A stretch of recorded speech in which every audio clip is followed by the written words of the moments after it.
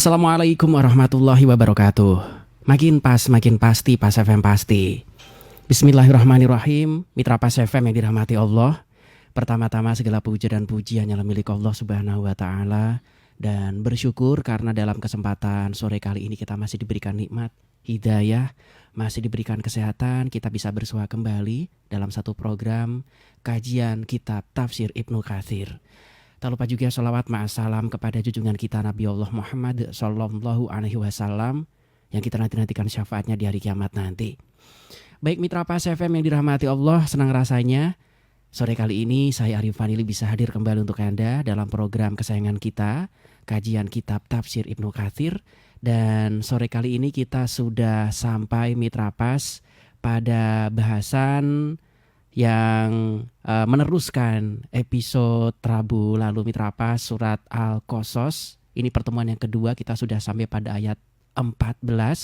Dan tentunya seperti biasa nanti saya akan sediakan space waktu khusus ya, Anda bisa berdialog, berdiskusi, bertanya bersama narasumber. Anda bisa telepon di 0295385877 ya untuk telepon.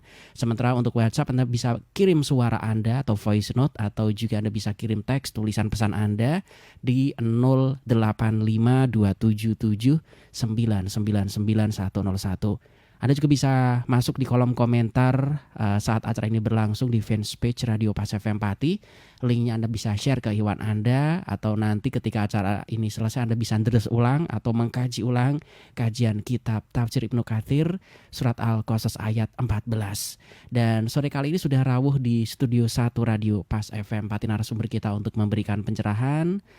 Beliau adalah Al-Ustadz Abdul Kholiq Syafi'i MPD Al-Hafidh, pengasuh pondok pesantren Yambul Ulum Sukolilo, Dukuh Tambang Sari RT 6 RW 4 Pati. Assalamualaikum warahmatullahi wabarakatuh, Ustadz. Waalaikumsalam warahmatullahi wabarakatuh. Monggo, Ustadz. Assalamualaikum warahmatullahi wabarakatuh. Alhamdulillahilladzi hadana lihadza wa ma kunna linahtadiya laula an hadanallah. Asyhadu an la ilaha illallah wahdahu la syarika lah wa asyhadu anna Muhammadan abduhu wa rasuluh. Allahumma fashalli wa sallim wa barik ala sayyidina wa maulana Muhammadin wa ala alihi wa sahbihi ajma'in. Subhanaka la ilma lana illa ma 'allamtana innaka antal alimul hakim. Wa tub 'alaina ya maulana innaka antat tawwabur rahim. Rabbi shrah li sadri wa yassir li amri wahlul 'uqdatam min lisani yafqahu qawli, amin, amma ba'd. Mitra Pas FM dimanapun Anda berada, semoga senantiasa dalam ridwan Allah Subhanahu wa taala, dan semoga diberikan anugerah yang melimpah ruah khususnya di bulan Rajab ini, dan dipanjangkan umur kita bisa menyiarkan dan beribadah, meningkatkan ibadah di bulan suci Ramadan. Dan kepada semua kru Pas FM yang sore hari ini bertugas, terkhusus sahabat saya Mas Ari yang setia menemani, semoga Allah mencurahkan keberkahannya kepada kita semua. Amin. Baiklah mitra Pas FM dimanapun Anda berada, mari kita lanjutkan kajian kita Tafsir Ibnu Katsir surah Al-Qasas ayat ke-14. A'udzu billahi minasy syaithanir rajim. Bismillahirrahmanirrahim. Walamma balagha ashuddahu wastawa atainahu hukman wa ilma wa kadzalika najzil muhsinin.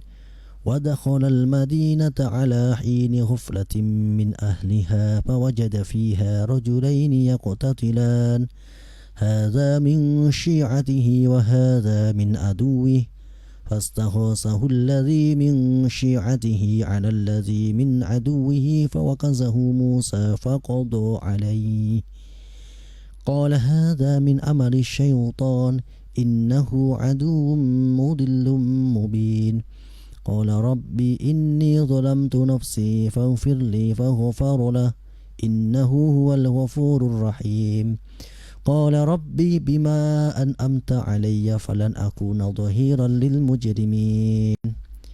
Bismillahirrahmanirrahim. Lama dzakara ta'ala mabda'a amri Musa alaihissalam, ketika Allah subhanahu wa ta'ala memulai menceritakan peristiwa yang terjadi pada Nabi Musa, Allah menyebutkan walamma balagha asyuddahu wastawa atainahu hukma wa ilma. Ketika Nabi Musa tumbuh dewasa, Allah memberikan kecerdasan, kesempurnaan akal dan fisiknya. Memang Nabi Musa ini mempunyai fisik yang bagus, ya badannya kuat, dan kebetulan Allah menakdirkan Nabi Musa ini dirawat, dibesarkan di tengah lingkungan yang kecukupan, yaitu di tengah-tengah istana Fir'aun.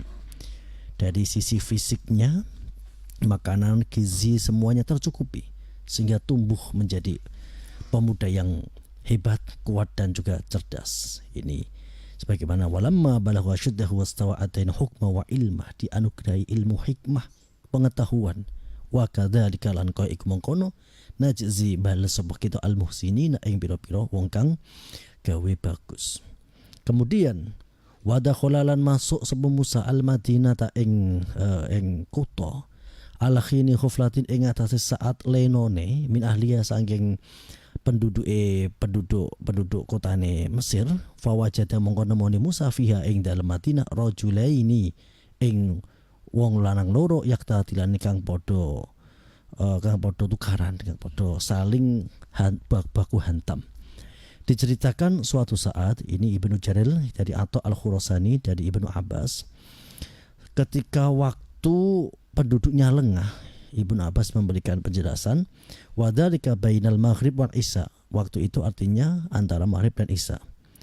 Terus kemudian Ibnu Mungdir ini mempunyai riwayat kana dzalika nisfu nahar, yaitu pertengahan siang, berarti antara waktu jam 12 saat penduduk kota Mesir saat itu sedang lengah.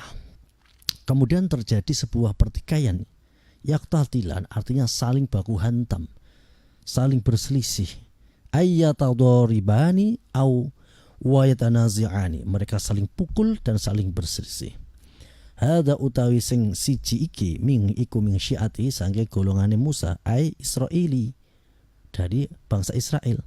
Wahada lan kang siji iku min aduihi sangking musuh Musa ai Kipti, yang satu ini dari bangsa Israel dan yang satu adalah bangsa Egypt, bangsa Mesir.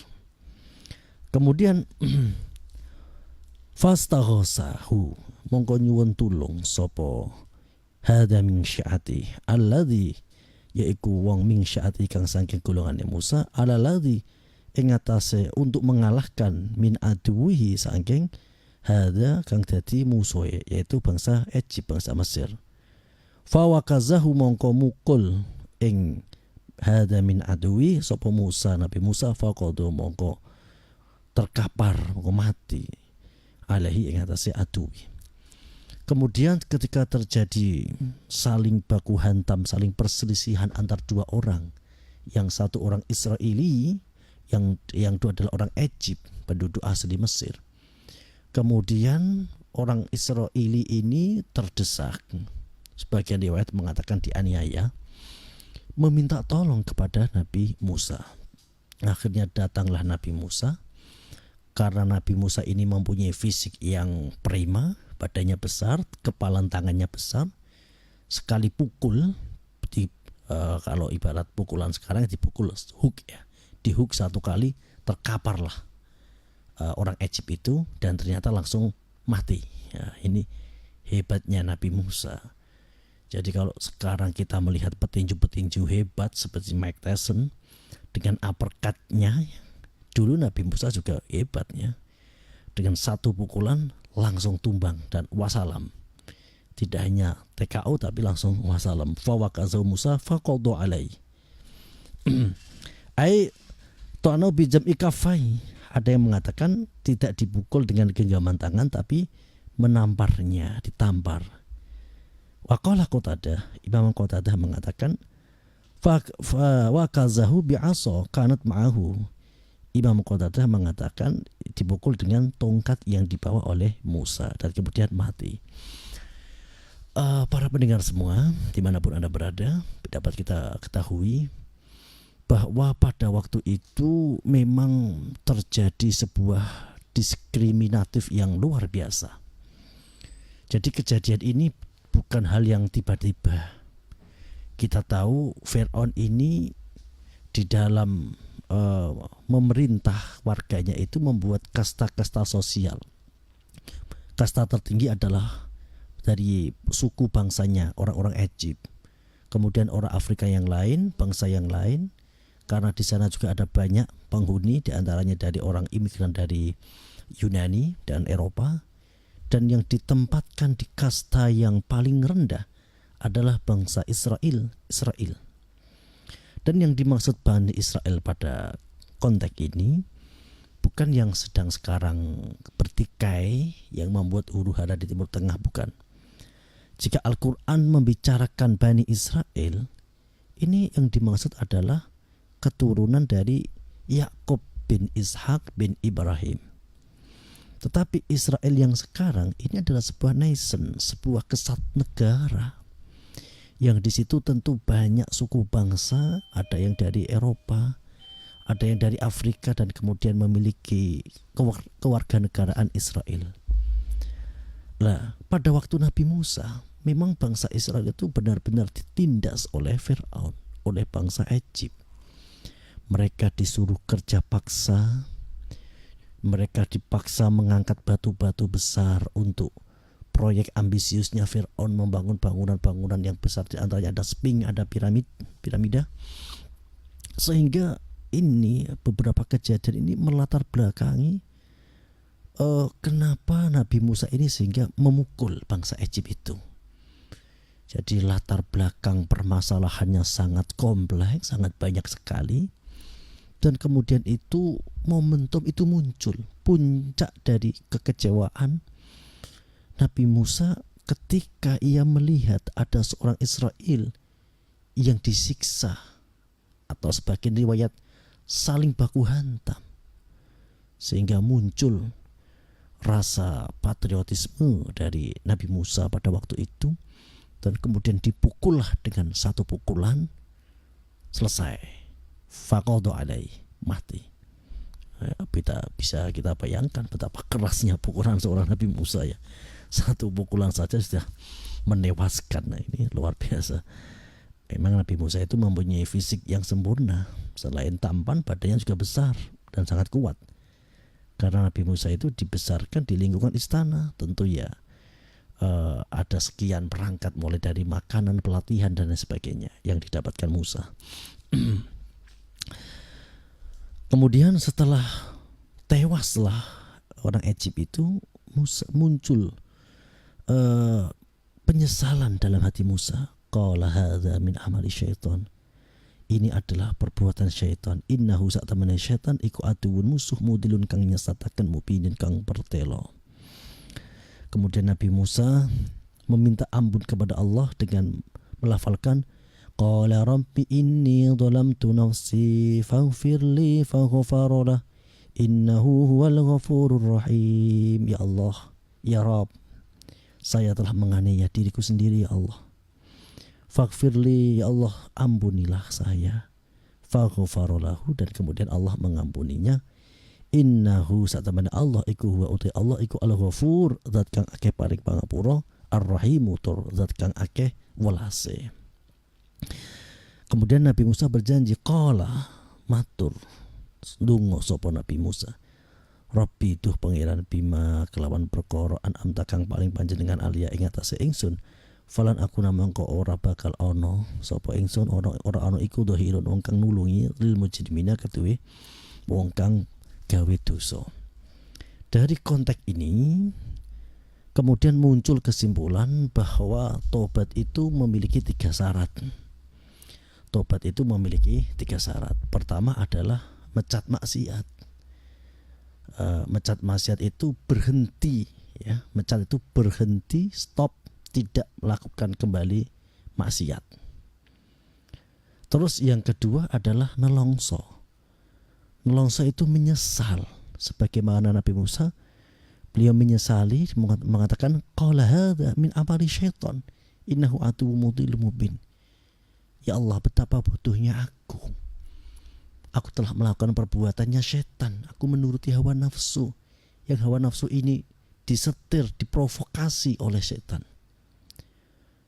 Terus kemudian ada kalimat doa yaitu istighfar dengan mengatakan inni zalamtu nafsi faghfirli faghfara lahu innahu huwal ghafurur rahim. Kemudian yang ketiga adalah orang nejo baleni.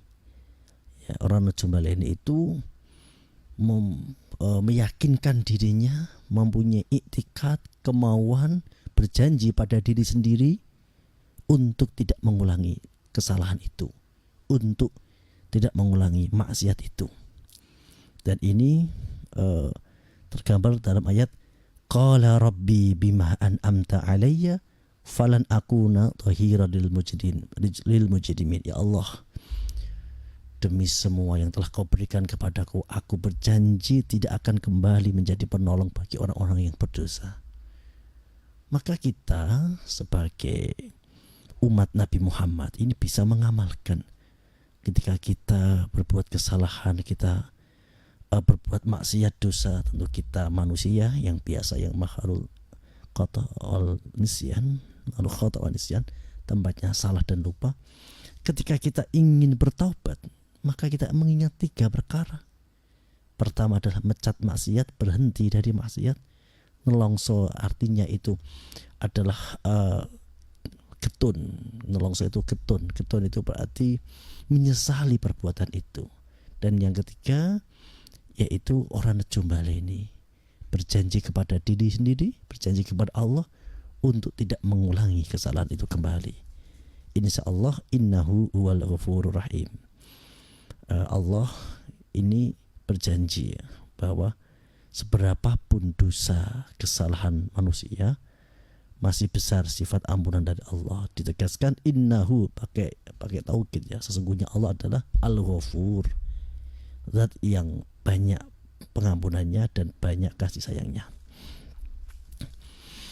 Kemudian kita lanjutkan fa asbaha fil madinati khaifan yatarqabu fa idzal ladzi istansarahu bil amsi yastasrikhu qala lahu Musa innaka laghawiyyun mubin falamma an arada an yabtisha billadhi huwa عدو لهما قال يا موسى أتريد أن تقتلني كما قتلت نفسا بالأمس إن تريد إلا أن تكون جبارا في الأرض وما تريد أن تكون من المصلحين. يقول تعالى مخبرا عن موسى عليه السلام لما قتل ذلك الكبت أنه أصبح في المدينة خائفا. Allah menginformasikan bahwa setelah Nabi Musa memukul orang Egypt sehingga tewas, kemudian Nabi Musa berada di kota itu tidak tenang. Jadi memang hati kita ini tidak bisa berbohong. Ketika kita berbuat salah, itu membuat hati menjadi tidak tenang. Kita melakukan dosa maksiat, itu membuat jiwa kita menjadi berdebar-debar, membuat hati kita menjadi tidak tenang dan tidak ada kenyamanan. Sebagaimana hati Rasulullah, bahwa dosa itu bisa membuat hati kita menjadi kacau, menjadi tidak tenang. Maka ketika kita kadang-kadang dalam suatu kondisi merasakan hati kita begitu sedih, merasakan hati kita kok galau, ya kita perbanyak istighfar, perbanyak minta ampunan, la ilaha illa anta subhanaka inni kuntu minadz zalimin, atau menggunakan doanya Nabi Adam, Rabbana dhalamna anfusana wa illam taghfir lana wa tarhamna lanakunanna minal khasirin. Karena bisa saja ketidaktenangan kita ini adalah akibat perbuatan kita sendiri. Jadi apapun dampak negatif dari diri kita, itu penyebabnya diri kita sendiri. Bahkan yang sangat tajam memberikan penilaian soal hati itu diantaranya ada Ibnu Qayyim al-Jauzi dalam kitabnya Ad-Da' wa Dawa, bahwa keadaan manusia di alam kubur itu sudah bisa terbaca dari sekarang, kata Ibnu Qayyim. Dari apa? Dari hatinya. Kalau hati manusia sering tenang, sering bahagia, insya Allah ini tandanya di kubur nanti mendapatkan kenikmatan. Tapi kalau hati sering resah, sering gelisah, sering susah, itu tandanya tidak akan ada penyakit. Ini tandanya di kubur itu akan ada hukuman atau adab kubur. Maka kita bisa menelaah, bisa introspeksi dengan diri kita sendiri. Apakah hati kita lebih sering tenang, bahagia, ataukah hati kita sering was-was, sering galau. Dan di antara yang menyebabkan hati ini galau, yang menyebabkan hati ini resah gelisah adalah dosa. Sebagaimana ayat ini, Nabi Musa ketika selesai memukul orang sehingga tewas, diceritakan fa'asbaha fil madinati khaifan yataraqab. Jadi tidak ada ketenangan. Maka Imam An-Nawawi di dalam kitabnya At-Tibyan fi Adabi Hamalatil Quran mengutip pendapat ulama bahwa dawaul qalbi khamsatu asya. Obat hati ada 5 perkara. Kita yang sedang hati kita resah gelisah, kita yang sedang hatinya sedih, hatinya tiba-tiba menjadi berdebar-debar, coba kita obati dengan resep ini. Pertama apa? Qiraatul Quran bitadabbur, membaca Al-Quran dengan mengangan-angan, ya, angan-angan sama maknanya, merenungkan maknanya Al-Quran. Kemudian metode yang kedua adalah qiyamul lail, bangun di sepertiga malam. Kita bangun, sholat dan berdoa kepada Allah, pasrahkan segala urusan kepada Allah. Kadang-kadang yang membuat hati ini tidak tenang selain dosa itu karena hati kita kurang ridho dengan takdir Allah. Terlalu banyak ekspektasi, terlalu banyak ambisi, sehingga ketika apa keinginan dan itu tidak kesampaian, membuat hati kita menjadi marah, kecewa. Ini yang menjadi penyakit kepada hati kita. Maka jaga hati ini. Kita nikmati hidup ini, raditu billahi robba. Kita ridho dengan takdir Allah. Ridho dengan Allah artinya menerima apapun yang Allah berikan kepada kita. Ibnu Athaillah di dalam kitabnya, makolahnya Al-Hikam, beliau mengatakan, mata fatahalaka babal fahmi fil ato adal man'u ainal ato. Ketika kamu telah memahami tentang pemahaman ma'rifatullah, tentang hikmah-hikmah dari Allah, kamu akan bisa mengerti bahwa kadangkala al-man'u, terhalangnya suatu keinginan kita, adalah pemberian dari Allah. Misalkan kita menginginkan sesuatu, contoh konkret misalkan ingin pergi ke Jakarta, kemudian kita tidak jadi, mungkin karena bisnya di cancel atau apa. Ini sebenarnya adalah pemberian Allah. Ya setidaknya nggak jadi pergi, uang kita nggak jadi hilang. Atau bisa saja dalam proses pergi itu ada potensi bisa kecelakaan atau musibah yang lain. Dengan kita tidak jadi pergi, artinya kita diberi selamat oleh Allah. Ini adalah mata fatahalaka babal fahmi fil man'i adal man'u ainal ata.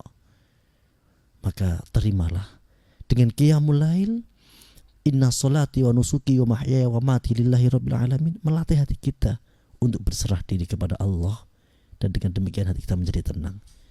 Kemudian metode obat hati yang ketiga adalah kholaul batni, perut yang lapar. Puasa, kebetulan ini bulan Rajab, amal-amal sunnah ini pahalanya berlipat ganda di bulan Rajab. Orang itu ketika puasa hatinya lebih tenang, karena orang puasa itu tidak mempunyai keinginan apa-apa. Orang puasa itu hanya berpikir bagaimana kita bisa makan. Jadi orang ketika lapar itu tidak banyak keinginan, tidak ingin jabatan, tidak ingin apa, hanya ingin bagaimana nanti bisa tercukupi makannya. Jadi dengan kita berpuasa itu menyederhanakan keinginan ambisius kita. Kemudian yang keempat adalah tadarru'u inda sahari, bangun lebih pagi. Waktu sahur itu sebelum subuh, ya, sepertiga malam kita DP, kita mendekatkan diri kepada Allah.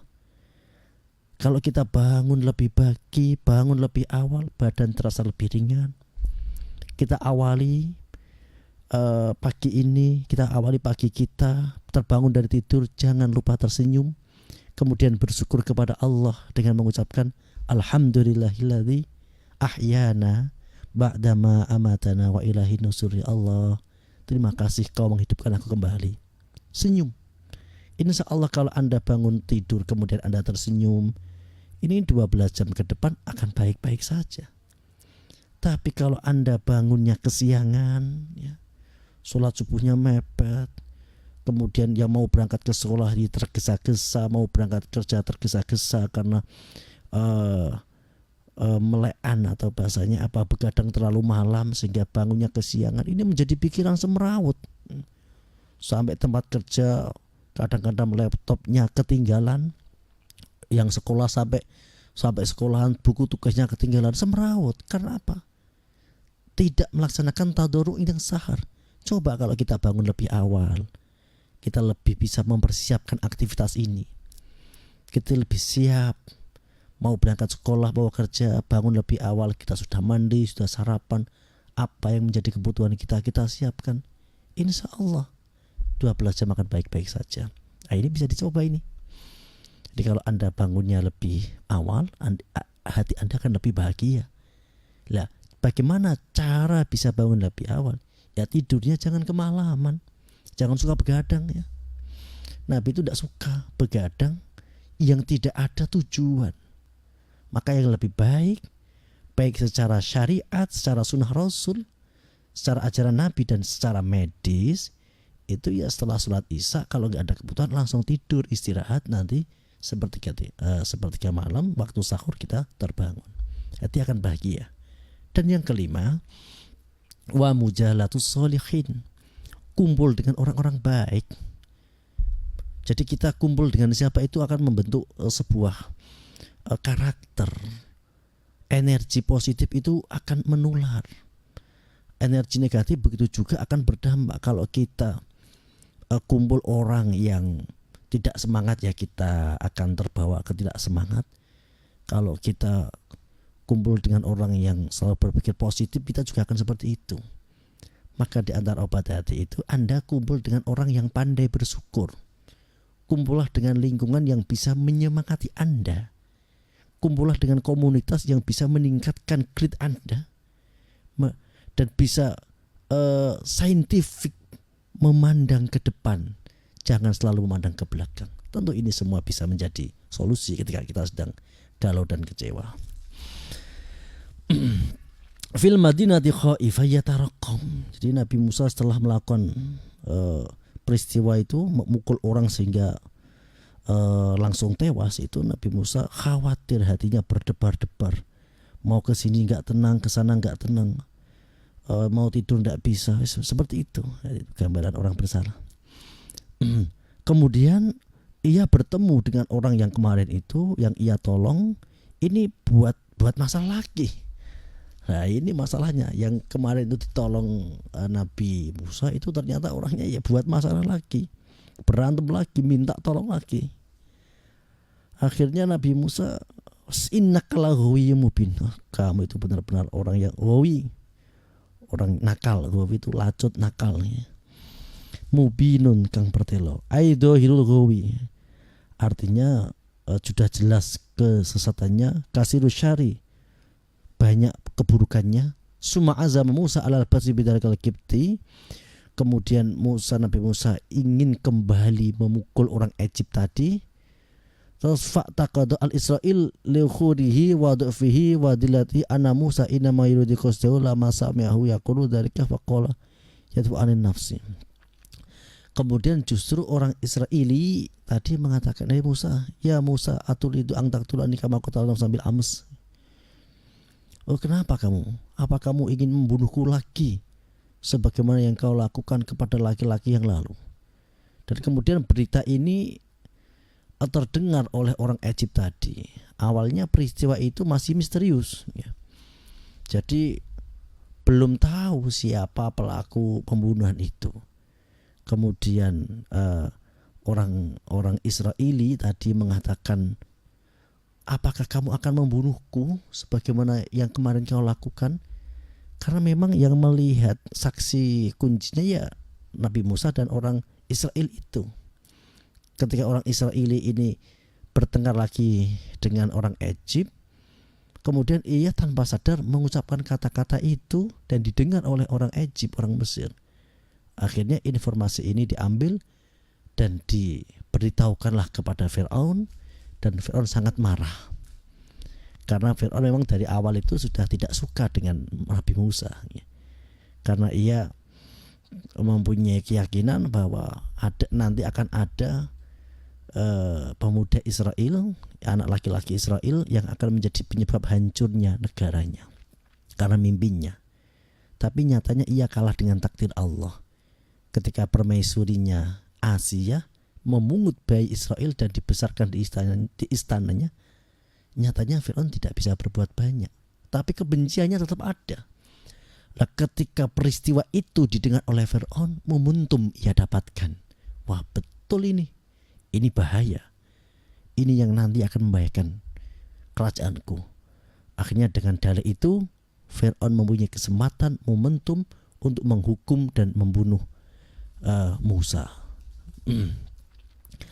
Kemudian Nabi Musa melarikan diri ke arah Madian. Madian itu perbatasan antara Mesir dengan Palestina ya, dengan Rafah ya. Sekarang itu Rafah. Jadi antara Palestina dan Mesir.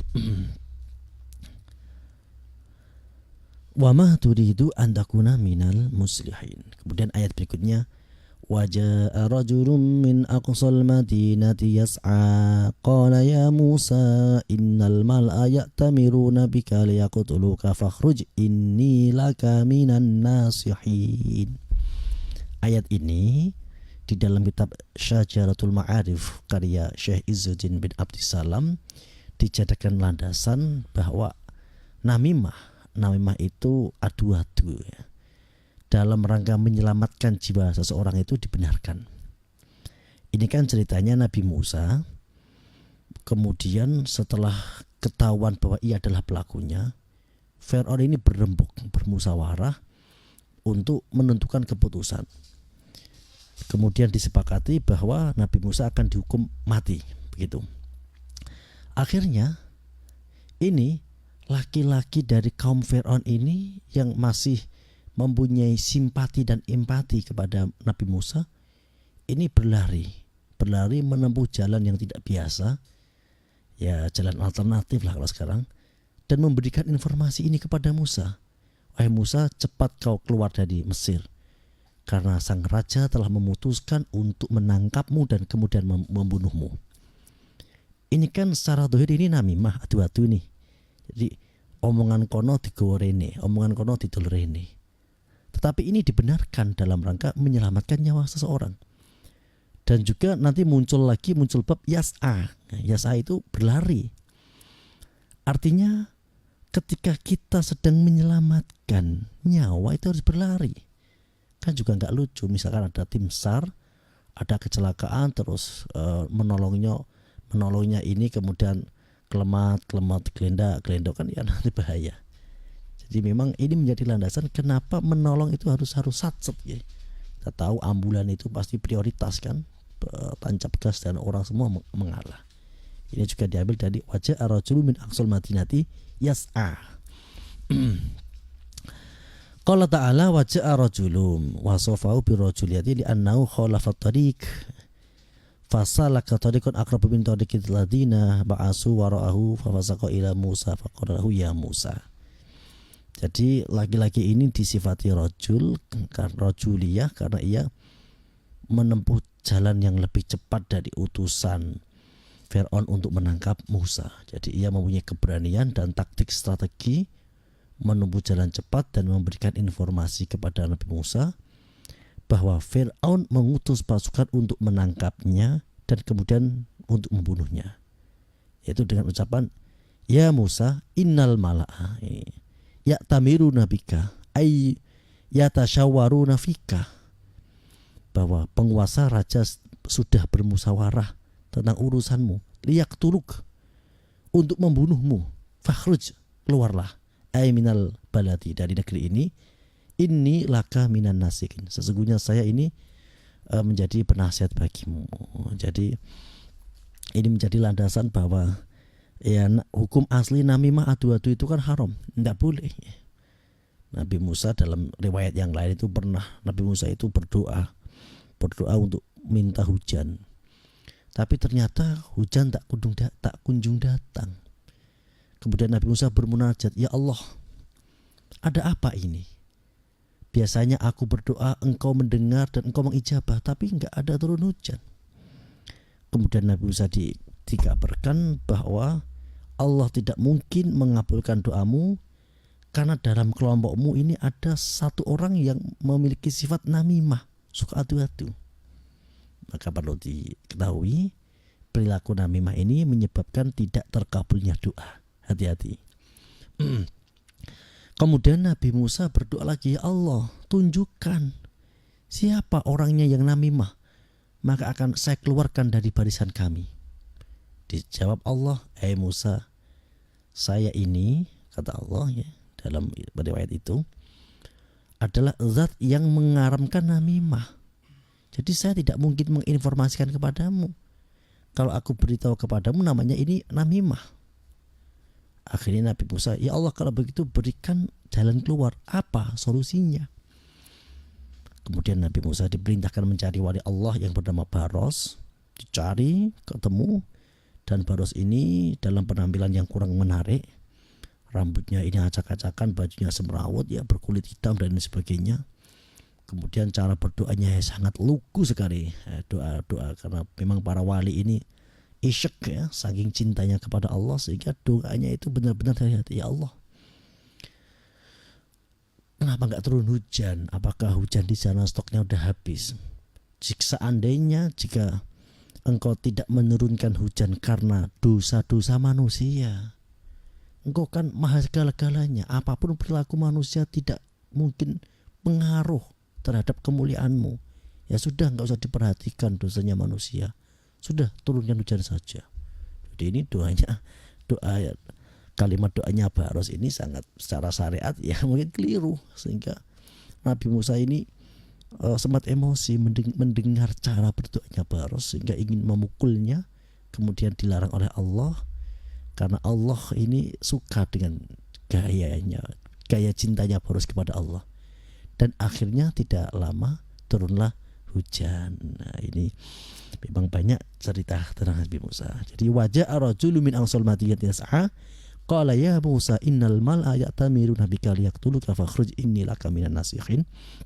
Ada seorang laki-laki yang mendengar Fir'aun ini bermusyawarah bahwa memutuskan untuk membunuh Nabi Musa, maka laki-laki itu mengambil jalan cepat ya, jalan yang alternatif supaya bisa mendahului utusan Fir'aun, memberi informasi kepada Nabi Musa untuk cepat segera tinggalkan Mesir karena Fir'aun merencanakan untuk menangkapmu dan kemudian membunuhmu. Demikian ini tadi penjelasan ayat 14 sampai ayat 20.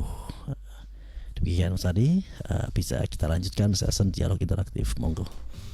Baik, Mitra Pas, untuk Anda yang sore kali ini ingin bergabung, Anda bisa memanfaatkan beberapa saluran, termasuk juga WhatsApp. Anda bisa kirim suara Anda atau voice note Anda. Anda bisa kirim di 085277999101 Mitra Pas ya. Untuk telepon bisa Anda manfaatkan lewat 0295385877. Anda bisa komentar juga di fanpage kami karena kami juga secara langsung menggunakan media podcast fanpage Radio Pas FM 42.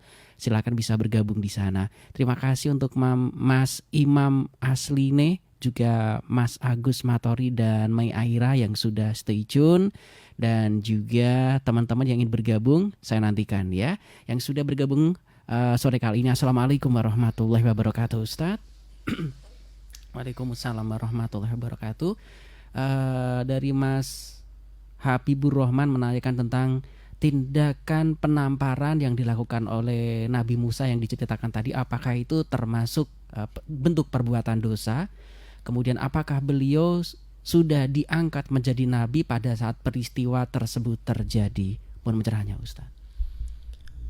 Jadi apa yang dilakukan oleh orang-orang pilihan, termasuk para nabi, Nabi Adam ketika makan buah khuldi ataupun Nabi Musa ketika menampar laki-laki itu, ini adalah perilaku-perilaku yang sebenarnya secara dohir itu terlihat seperti kesalahan, tapi secara batin ini tidak ya.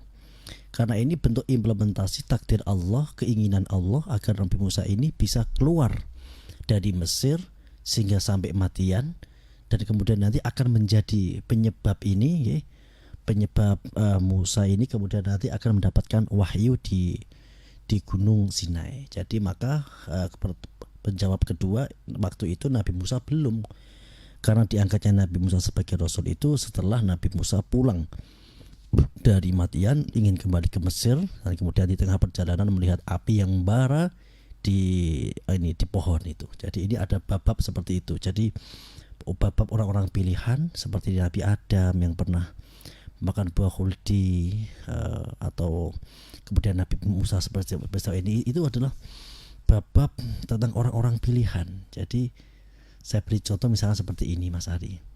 Jadi misalkan kita melihat orang-orang dengan kasta tinggi ya, kayak anak presiden atau anak-anak para orang-orang yang mempunyai jabatan tinggi lah, mungkin mengucapkan kalimat A kalimat B itu bagi kita biasa, tapi kalau yang bagi mereka itu ya dianggap ini sebuah kesalahan. Sebenarnya secara batinnya bukan kesalahan ya karena kasta sosialnya atau tingkatannya mereka ini tinggi, jadi dianggap sebuah kesalahan. Jadi misalkan kayak peristiwa kemarin seorang penceramah mengatakan seperti itu. Coba kalau yang mengatakan ini orang yang tidak terkenal, bukan orang yang terkenal, kan ya biasa-biasa saja. Tapi karena yang mengucapkan ini adalah orang yang dalam tanda kutip mempunyai sebuah pangkat tertentu, ya kemudian akan menjadi masalah. Dan yang lebih mungkin yang lebih valid itu ya karena ini bagian dari skenario Allah, takdir Allah yang menginginkan Nabi Musa ini untuk keluar dari Mesir. Karena di sana ia akan bertemu dengan Nabi Syuaib, dinikahkan dengan anaknya, dan dalam perjalanan nanti mendapatkan wahyu dari Allah Subhanahu wa taala. Jadi apa yang dilakukan para nabi-nabi ya, secara zahir itu kesalahan, tapi secara batin itu bukan ya. Itu bukan sebuah kesalahan, karena ini bagian dari perjalanan mereka, perjalanan spiritual mereka menuju mendapatkan nubuah dari Allah Subhanahu wa taala, atau dalam bahasa Perjanjian Lama itu disebut namus. Demikian Mas Ali.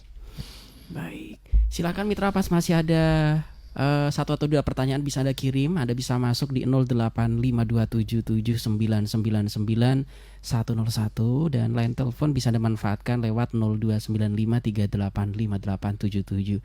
Pak Anton yang sudah bergabung kembali, Assalamualaikum warahmatullahi wabarakatuh Ustadz.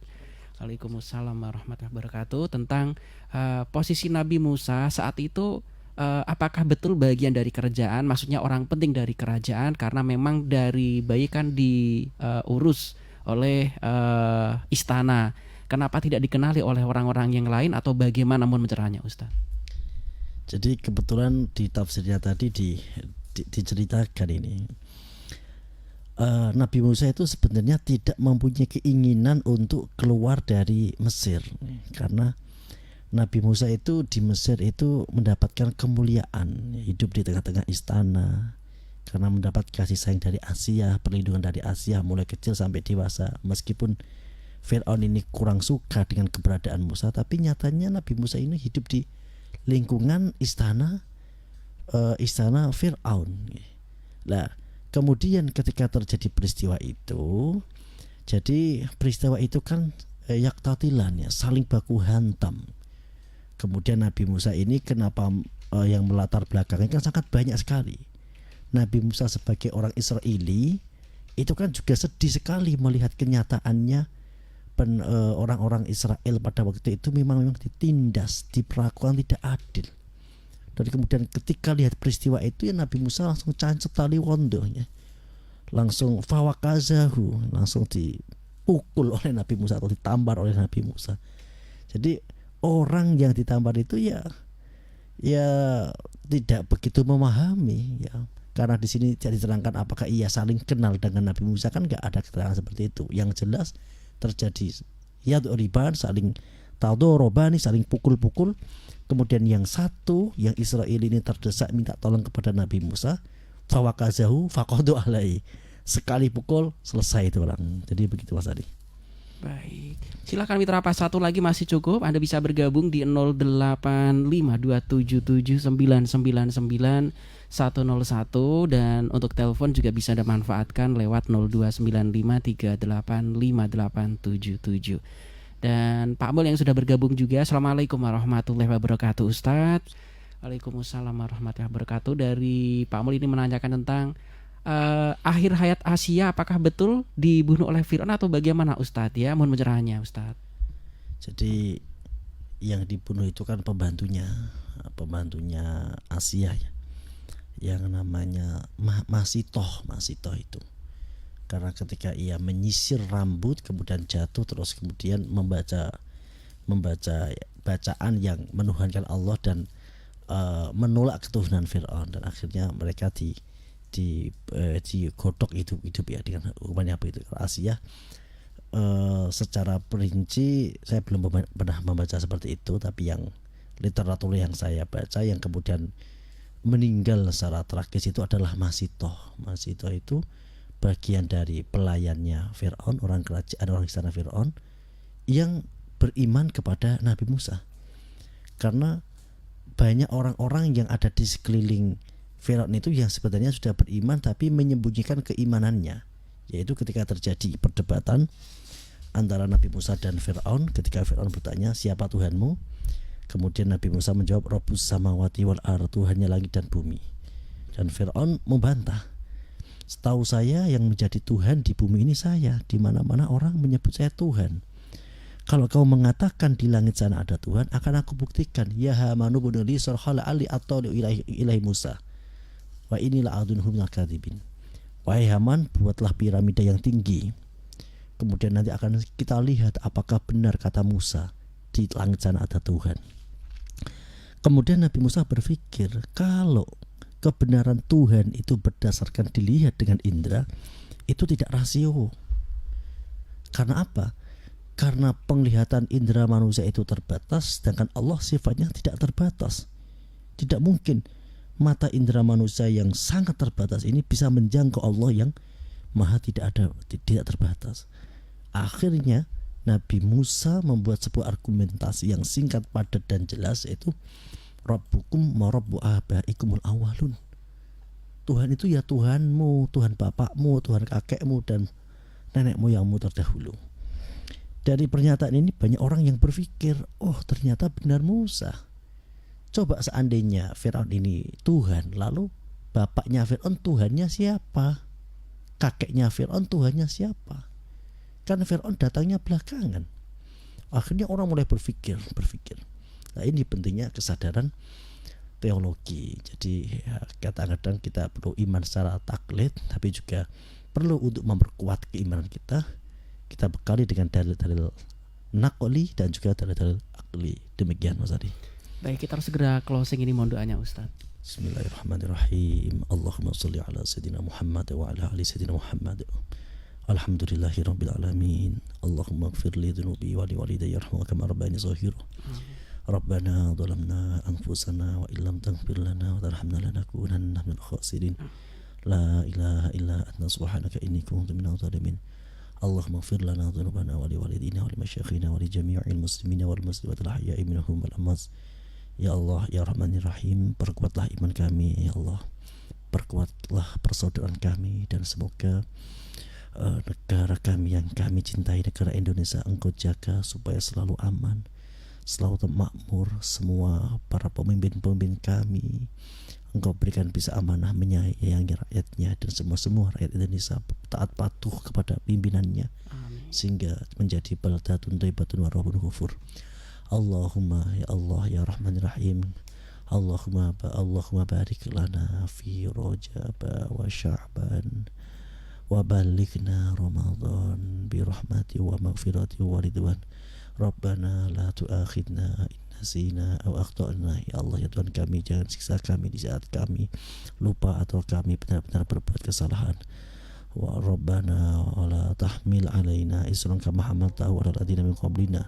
Rabbana wa la tuhammilna ma la taqata lana bih wa'fu 'anna waghfir lana warhamna anta maulana fansurna 'alal qaumil kafirin. Sallallahu ala sayyidina Muhammadin nabiyyi wa ala alihi wa baraka wasallam walhamdulillahi rabbil alamin. Demikian, semoga bermanfaat, semoga kita semua diberikan anugerah oleh Allah bisa menjalankan semua kewajiban kita sebagai hamba Allah dan selalu mendapat ridho Allah Subhanahu wa taala. Akhir kalam wa afu minkum. Wassalamualaikum warahmatullahi wabarakatuh. Waalaikumsalam warahmatullahi wabarakatuh. Mitra Pas kajian kitab Tafsir Ibnu Katsir insyaallah bisa Anda simak kembali Rabu depan. Sarifani beserta kerabat kerja Radio Pas FM Pati mohon pamit. Informasi Pas FM pasti. Wassalamualaikum warahmatullahi wabarakatuh.